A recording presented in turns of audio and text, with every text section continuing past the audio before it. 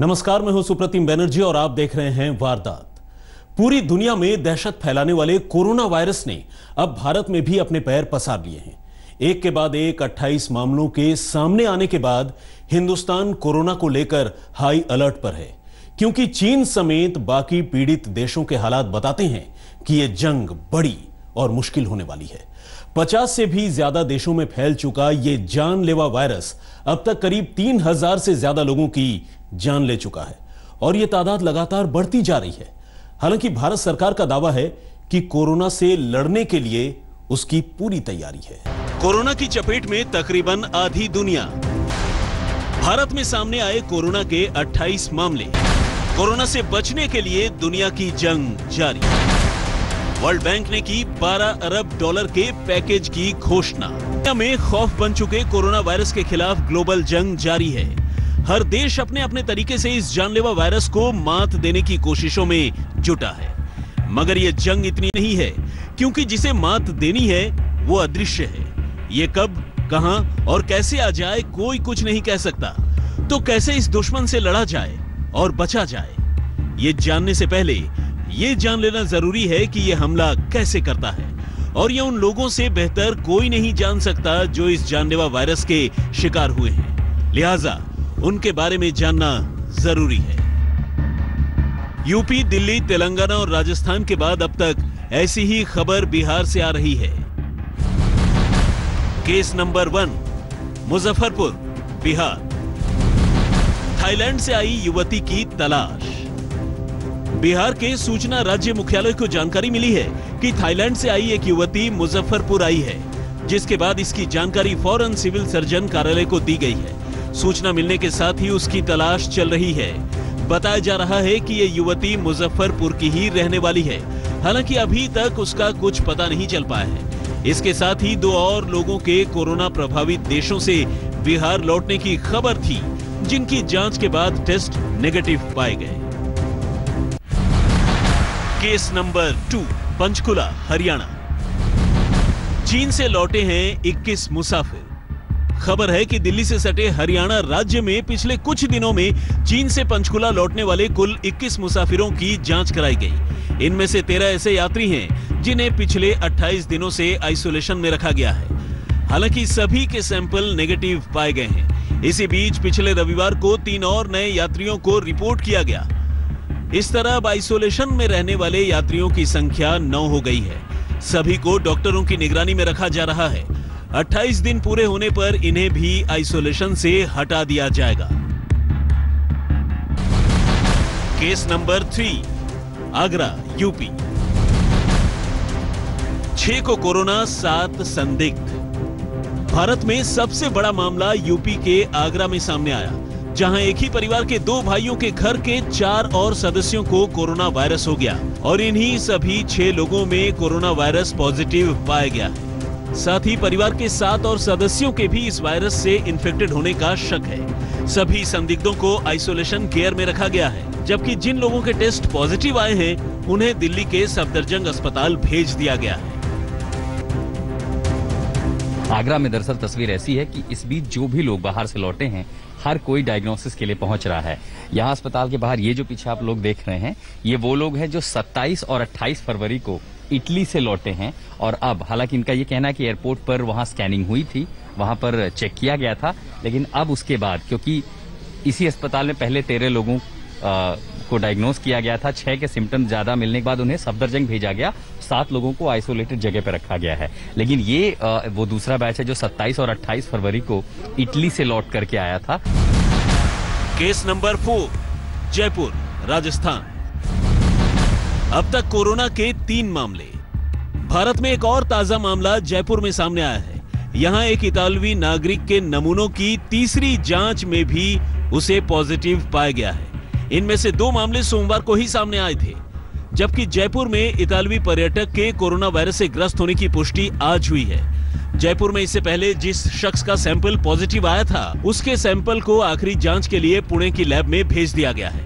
जानकारी के मुताबिक राजस्थान में जो संदिग्ध मरीज मिला है, वो इटली से लौटने के बाद से ही बीमार चल रहा है। उसे अलग थलग रखकर उसका इलाज किया जा रहा है। Case number 5, Mayur Vihar, Delhi. Corona को भारत लाने वाला शख्स। बताया जा रहा है कि दिल्ली के मयूर विहार इलाके का रहने वाला एक शख्स इटली गया हुआ था और जब वहां से लौटा तो वो कोरोना वायरस से संक्रमित हो चुका था। एयरपोर्ट पर हुई स्क्रीनिंग में भी ये शख्स साफ निकल गया और इस बात से अनजान अपने घर में बर्थडे पार्टी भी रखी, जिसमें करीब 25 लोग शामिल हुए। इनमें नोएडा के 2 परिवार भी शामिल थे और उनके 2 बच्चे भी। दोनों नोएडा के एक ही स्कूल में पढ़ते हैं। खुद पीड़ित शख्स का बच्चा भी नोएडा के उसी प्राइवेट स्कूल में पढ़ता है। Case number 6, Noida, UP. स्कूली बच्चों की कराई गई जांच। इटली से लौटे दिल्ली के रहने वाले शख्स में कोरोना वायरस पाए जाने की बात सामने आते ही नोएडा के उस स्कूल में हड़कंप मच गया, जिसमें इस शख्स का बच्चा पढ़ता था। नोएडा के सीएमओ ने बर्थडे पार्टी में शामिल सभी लोगों के सैंपल जांच के लिए भेज दिए। इतना ही नहीं, अब तक अकेले नोएडा में 40 से ज्यादा लोगों की जांच की जा चुकी है। हालांकि अभी तक कोरोना का कोई भी मामला यहां नहीं पाया गया है। फिर भी हालात को देखते हुए एहतियातन नोएडा के 2 प्राइवेट स्कूलों को कुछ दिनों के लिए बंद कर दिया गया है। Case number 7, Bulandshahr, UP. शहर में आया था संक्रमित शख्स। इटली से लौटे दिल्ली के मयूर विहार में रहने वाला यह शख्स मूलतः बुलंदशहर का रहने वाला है। दिल्ली में बर्थडे पार्टी करने के बाद यह शख्स बुलंदशहर भी आया था। इस दौरान कई लोग उसके संपर्क में आए थे। अब इन लोगों को कोरोना का संदिग्ध माना जा रहा है और इन सब का सैंपल लेकर जांच के लिए भेजा गया है। इसके अलावा 23 और लोगों पर भी निगरानी रखी जा रही है। यूपी के 3 शहरों नोएडा, आगरा और बुलंदशहर में कोरोना को लेकर मचे हड़कंप के पीछे यही संक्रमित शख्स है, जिसने इटली से आने के बाद पहले तो दिल्ली में अपने घर पर बर्थडे पार्टी रखी और फिर यूपी के इन तीनों शहरों में भी गया। खबरों के मुताबिक बर्थडे पार्टी के बाद ये पेरेंट्स टीचर मीटिंग में भी शामिल होने के लिए अपने बच्चे के स्कूल गया था। इसके अलावा बताया जा रहा है कि आगरा में जिस परिवार के 6 लोगों को ये जानलेवा वायरस लगा, उसमें 2 व्यापारी भाई भी दिल्ली में हुई इस पार्टी में शामिल हुए थे। इन सभी को शुरुआत में सर्दी जुकाम की शिकायत हुई। शक होने पर जांच कराई गई तो कोरोना वायरस की पुष्टि हुई। आज तक ब्यूरो। भारत में कोरोना के अब तक 28 कंफर्म मरीजों में से 20 से ज्यादा का कनेक्शन इटली से है।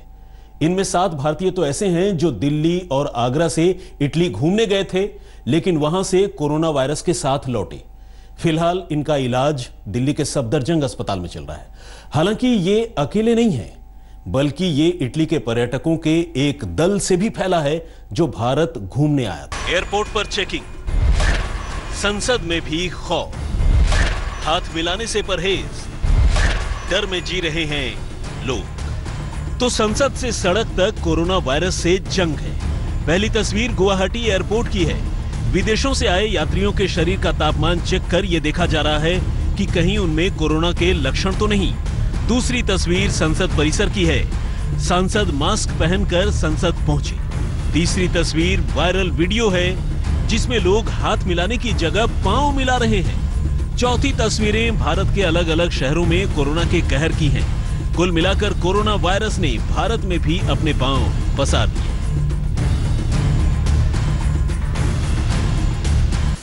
अपने हाथ को फ्रीक्वेंटली हम धोते रहें, साबुन से वॉश करते रहें, 20 सेकंड तक कम से कम अच्छी तरह से वॉश करें।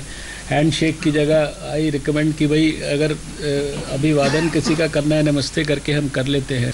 ट्रीटमेंट इसका like any other viral illness है कि भाई सिम्टोमेटिक ट्रीटमेंट है। अगर बुखार है तो हमें बुखार के लिए पैरासीटामोल लेना पड़ेगा और प्लेंटी ऑफ फ्लूइड्स, यही इसका, या रेस्ट, ये ब्रॉडली ट्रीटमेंट है। एक से दूसरे को, दूसरे से तीसरे को और तीसरे से चौथे को। इसी क्रम में कोरोना के कदम बढ़ते हुए ऐसे बढ़े कि रातों रात आज भारत में कोरोना के 28 मामले सामने आ गए हैं।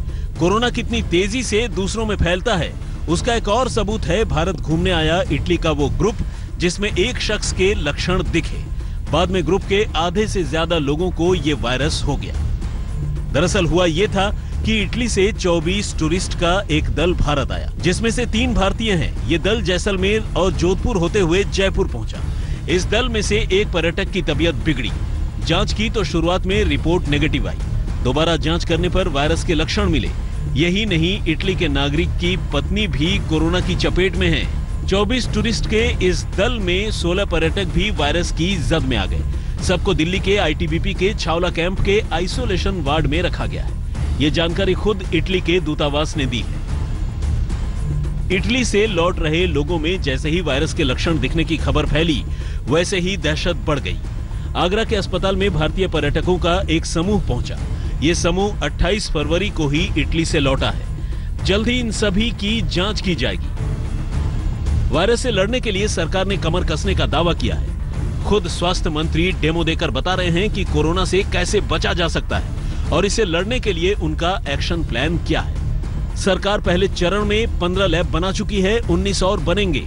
हर राज्य में अस्पतालों में आइसोलेशन वार्ड का इंतजाम किया जा रहा है। रैपिड एक्शन टास्क फोर्स भी बनाई गई है। अलग अलग एयरपोर्ट पर 5 लाख से ज्यादा लोगों की स्क्रीनिंग की जा चुकी है। भारत आने वाली सभी अंतर्राष्ट्रीय विमानों के यात्रियों की स्क्रीनिंग की जाएगी। पहले ये दायरा सिर्फ 14 देशों तक था। आज तक ब्यूरो। आखिर ये कोरोना क्या बला है और इंसानों में फैला कैसे? चीन के कुछ वैज्ञानिक पेंगोलिन, जिसे चींटीखोर भी कहते हैं, उसे कोरोना वायरस के लिए जिम्मेदार मान रहे हैं। हालांकि पेंगोलिन से पहले कहा यह जा रहा था कि यह कोरोना वायरस चीन में सांप खाने और चमगादड़ का सूप पीने की वजह से फैला। कुछ इसके लिए सुअर के मांस को भी जिम्मेदार मानते हैं। अब तो सवाल यह है कि आखिर यह पहचान कैसे हो कि कोई कोरोना वायरस से पीड़ित है। हालांकि इसकी पहचान करना आसान नहीं है। बिना टेस्ट के ये कह पाना कि कोई कोरोना से ग्रसित है, ये काफी मुश्किल है। लेकिन इसके लक्षणों से अंदाजा लगाया जा सकता है। दरअसल कोरोना वायरस की पहचान इसलिए मुश्किल है क्योंकि इसके लक्षण भी स्वाइन फ्लू जैसे ही हैं। कोरोना से पीड़ित लोगों को नाक बहने और बुखार की शिकायत होती है।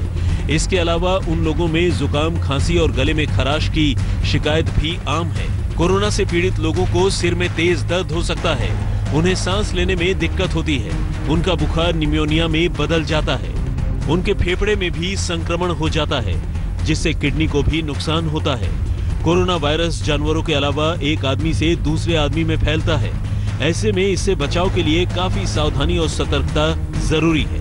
इसलिए ये जानना भी जरूरी है कि कोरोना से बचाव के लिए करना क्या है और क्या नहीं करना है। सबसे पहले तो अपने हाथों को साफ रखने पर ध्यान दें। इसके लिए साबुन, पानी और सैनिटाइजर का इस्तेमाल करें।